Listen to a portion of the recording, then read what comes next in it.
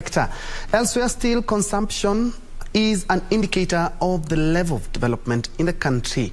In Kenya, manufacturers have had to deal with either a global shortage of their raw material despite a local increase in demand or a 30% hike in the price of raw materials within the last year. Now, our reporter Hibak Said delves into the cold and grey uncertainty of the sector.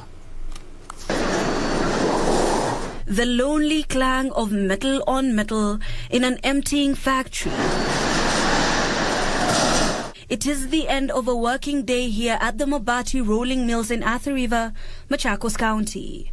The operators down their tools, taming the roaring machines, grateful for its service despite the looming worries of yet another operational slowdown.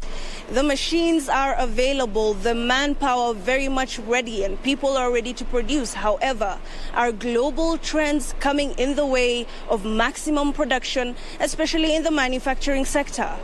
It has been months since the last wage freeze at this bustling industry that lasted for a year, when the company had to grapple with a shortage in raw materials and later a drastic hike in its prices once it was availed. In this up and down, we have material of different prices with us.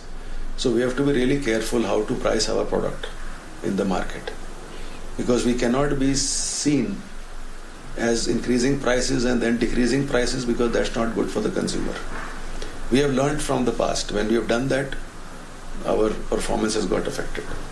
Mehra says the sector has had to deal with unsteady supply of raw materials, highlighted by forward buying by firms in some countries. If we have higher priced material, we take a hit in our profits. But the important thing is that availability of the material at our distributors and for the consumer, that should go uninterrupted.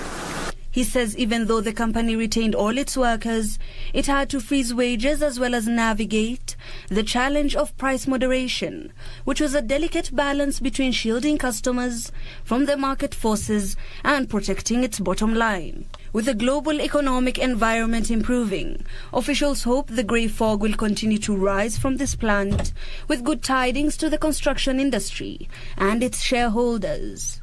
But now we are able to get material. Prices will also stabilize. And if things go well here, then we should see a better second half.